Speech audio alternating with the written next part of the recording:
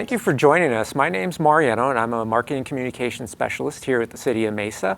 And we thank you for joining us today as we talk about Mesa's recycling program. And with us today, I've got Scott Boucher, who's the Director of the Environmental Management and Sustainability Department. And so we're going to talk a little bit about Mesa's recycling program, kind of seeing what some of the challenges are, both on the global scale, how it's impacting locally, where we're going at as far as the future, and then kind of going over the program. So I know, first of all, most of us, when we throw something away, whether we throw it into the trash or the recycle container, that's about where it stops for most of us. Can you tell us a little bit with an overview of what happens to the items when we put them in either one of those containers? Certainly. So once the truck comes and picks up material, whether it's from your black barrel, your green barrel, your blue barrel, it goes to another facility. Sometimes that is a transfer station, sometimes that is the landfill that we will go directly to, or another facility that's called a materials recovery facility is where our recycling material will go to. So once we've picked it up, there's still other steps that are involved before we can get it to its final disposal. Oh, okay. And does the City of Mesa, do we own a landfill or a waste transfer station or a materials recovery facility at all? So the City of Mesa does not own any of those what I would call post-collection facilities. So we partner with others, either public or private entities that own those types of facilities and have contracts in place with them. Oh, okay. Okay.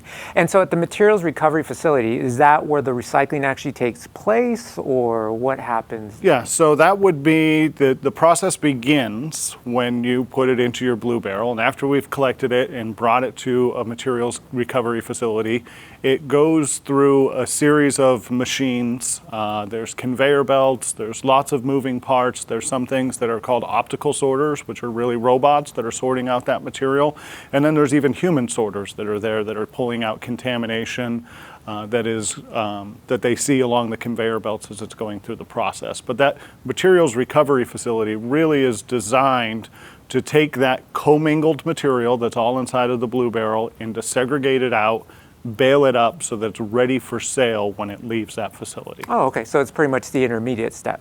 Right? Yes. Okay, perfect. And so, again, CMA said we don't own facilities and all that. So now let's talk a little bit about the recycling industry. And I think if we start talking more on the global scale, and then maybe we talk about how it impacts us on the local level. So can you kind of give us a little update of what's going on in the global recycling industry? So globally, there's been a lot of changes, I'd say, over the last 5-6 years. Many people have heard that China has stopped taking some of this material. There was a period of time that China was the #1 buyer of material from the United States. As they set stricter and stricter contamination limits, and then even got to the point that now material just isn't going into China. So there were other markets that opened up internationally and even some domestically for our material, but we're starting to see even some of those other international markets, so other countries in Southeast Asia that are setting similar contamination levels or restricting materials coming in from the United States to those facilities. Oh, okay. And so then how does that impact us here on a local level? So what happens is it becomes kind of a supply and demand. If we have more supply, because we're still producing as much, if not more, of these materials today as what we were 5 years ago, but there's not as much demand globally for these materials. So therefore what we have seen is the commodity prices, so the value of those materials after they've been through the recycling facility and been baled up, the value of those materials has dropped. It dropped significantly in the beginning. We have seen some increases come up on the value of those materials, but there's definitely ups and downs within that market, and it just hasn't recovered back to where it was before. Oh, okay, okay. And how has that impacted our partnerships with the vendors that take our material? I mean, have things changed of the way it used to be post the changes in the global recycling industry? Yes, so for the City of Mesa, probably the biggest change has been the contractual changes that we have seen with these facilities that we partner with. Previously, we used to receive what was called a floor price. So we had a guaranteed minimum price that we would receive for all of the material that we delivered to their facilities. And so that revenue that we would generate from the sale of those materials to the vendor would help offset the costs that we had with the collection of the material. So paying for the truck and the driver, the fuel, the maintenance. So that would help offset it. The recycling facilities have switched that now to where they charge a processing fee for the city of Mesa. So instead of us being paid for that material when we deliver, we pay a processing fee, and then we share the revenue that is generated once it is sold. And so what that has done is it has really switched the risk more to the municipalities, because no matter what, when we tip on that floor and bring that material there, we have to pay that processing fee. And then, as I said, with the markets and the volatility of the pricing in those markets, it depends on how much the city is then paying for recycling. But no longer do we really receive a revenue to where we can offset those collection costs. So now we're experiencing costs to have our recycling program? Is that Exactly. okay? So now it's an additional cost that we did not have previously. Okay. And how many vendors do we contract with, or how many, or how do we just have with one vendor, or is it multiple vendors, or how does that all? We've had multiple vendors under contract previously. We've had as many as 3 vendors under contract, and we currently only have 2 vendors under contract right now. Oh, okay. So what happened? Something happened with the other 2 vendors, or what? So there's a couple of things that have happened within the city of Mesa over the last year. So in October of last year, the facility that is located at the Salt River landfill, it had a fire there, and that fire made a complete loss of the facility. So that facility is no longer available to the city of Mesa at this time. That was the facility that we brought most of our material to. So the majority of the material that we collected at the city of Mesa went to that facility. The following month, so in November of last year, we had a second vendor who issued us a 6-month termination notice for their contract that we had with them. And that was the second largest facility that we were delivering material to. So if you fast forward to May from November, in May of this year, in May of 2020, that contract was terminated. So now currently we have 2 contracts, but there's only one facility that we can bring that material to.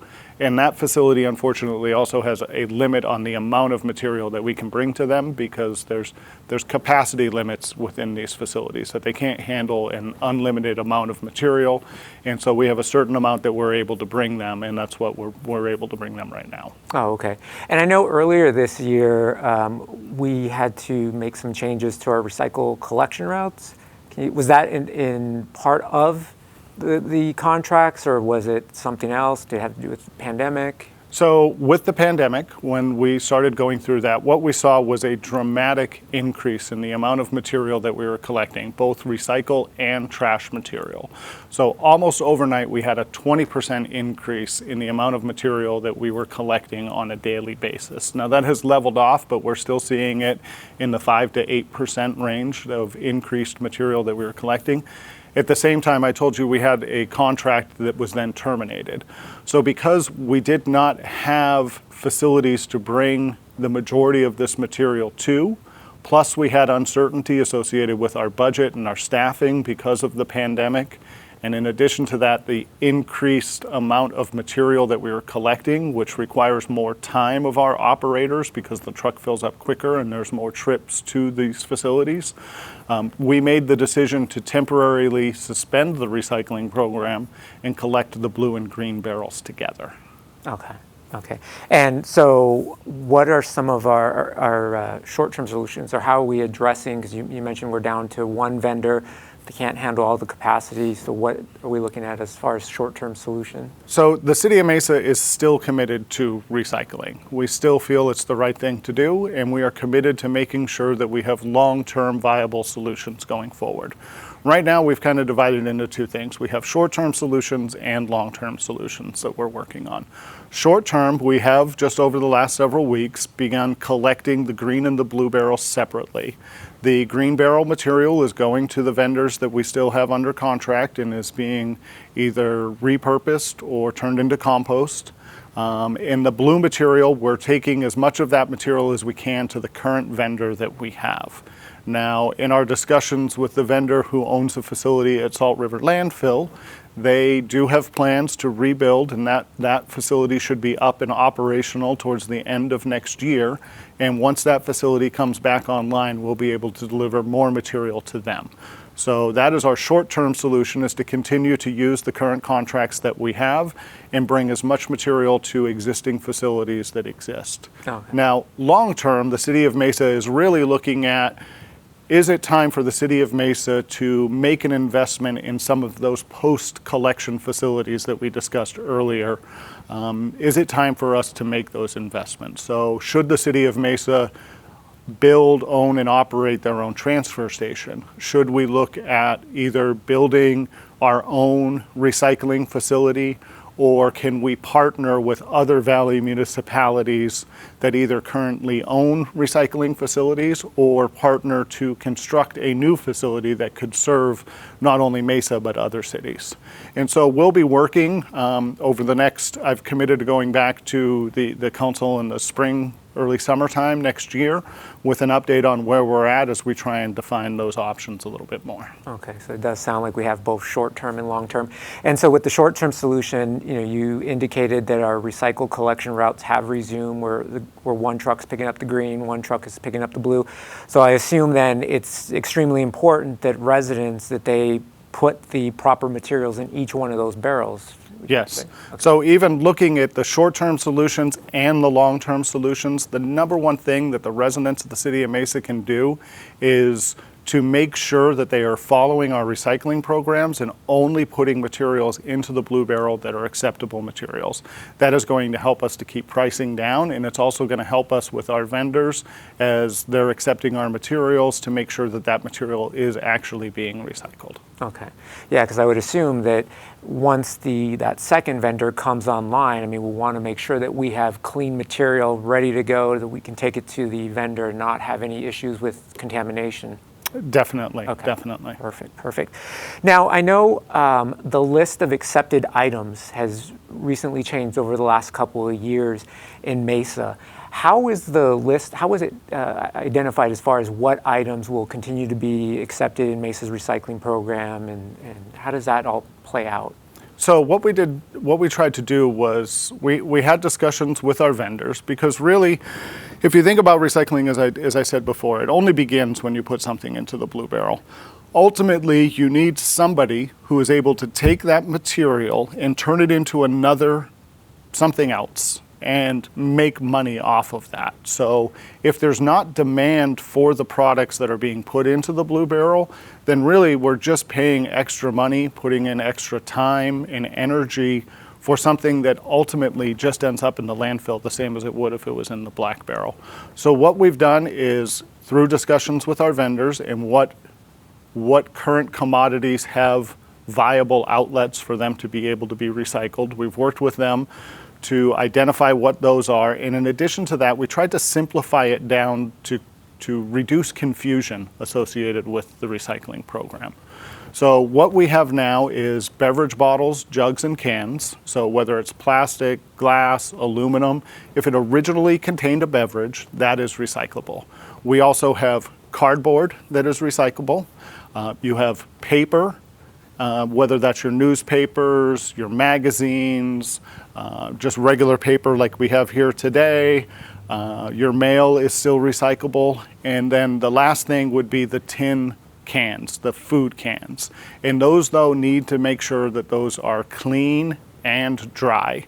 So whether it's a green bean can or a can of soup, those types of things, that's what's acceptable in our program. If it's anything other than those, we ask that you keep it out of the blue barrel and put that into the black barrel. Okay. Can the items be bagged?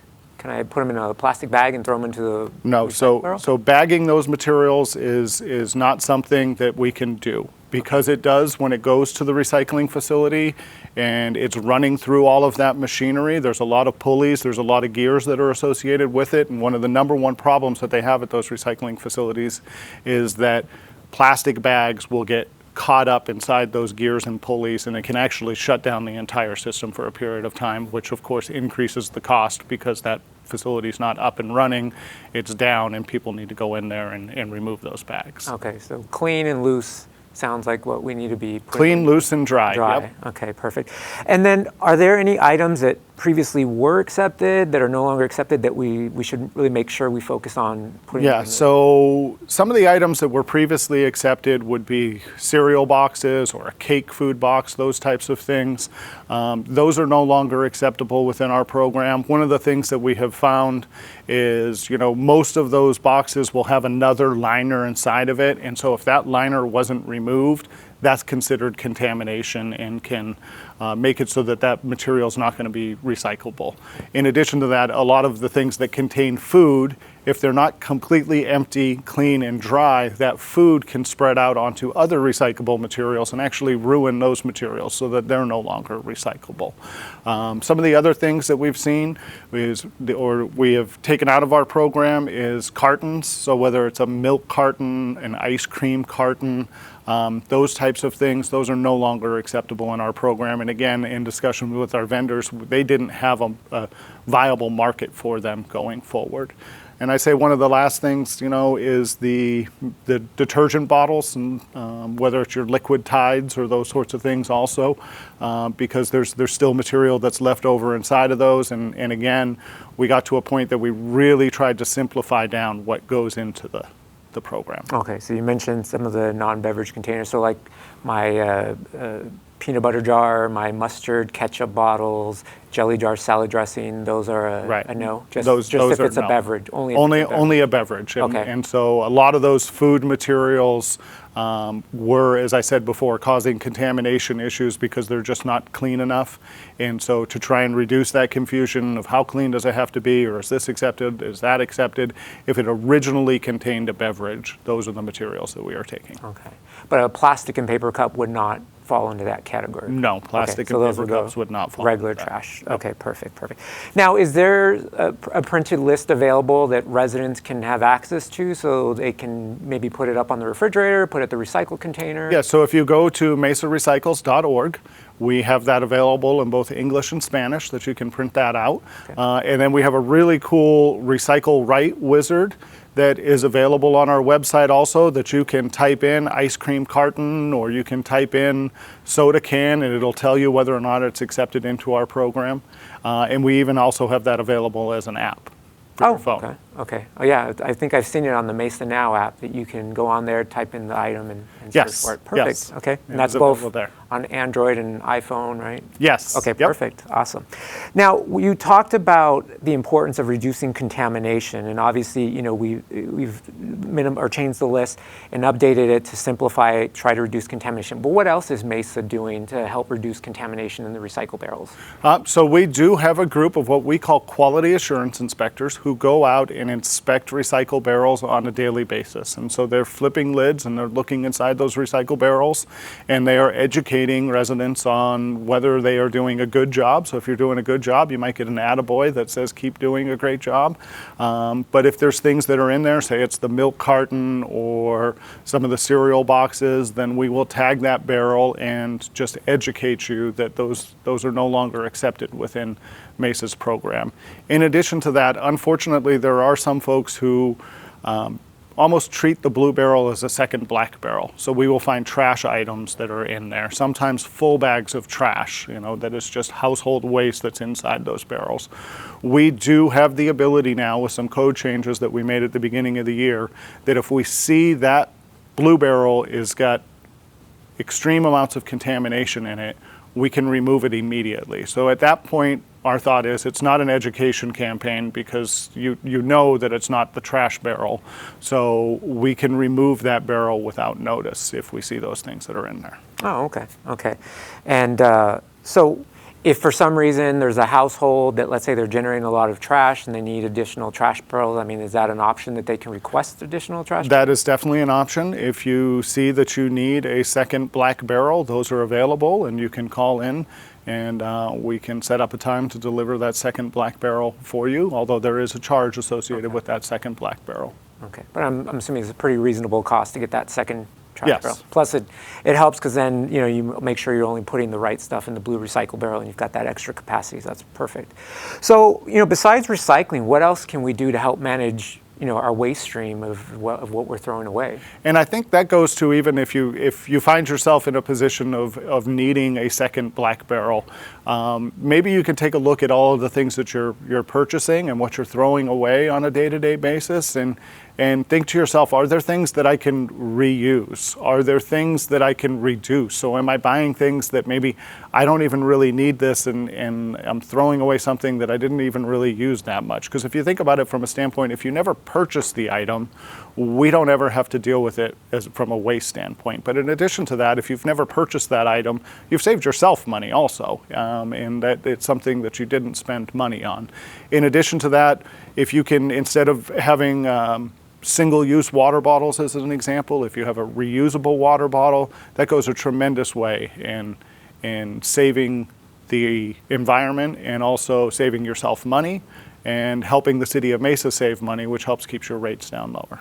Oh, okay. So that makes sense. Yeah, using a reusable water bottle and maybe even avoiding some of those single serving packaging or packaging within packaging. I know a lot of times you'll get something, you're digging through to it just to get to the final product. Yes. Okay, so Yes. It sounds like we as consumers should probably be making a little bit more conscious decisions on the items that we're buying and really thinking about, once we're done with it, it has to go somewhere and being conscious about that and trying just to minimize our. Yeah, and so those single-use items especially are the ones, so if you think to yourself, this is an item that I use one time and then throw away, try and think to yourself, is there an option for me to be able to have something that's reusable?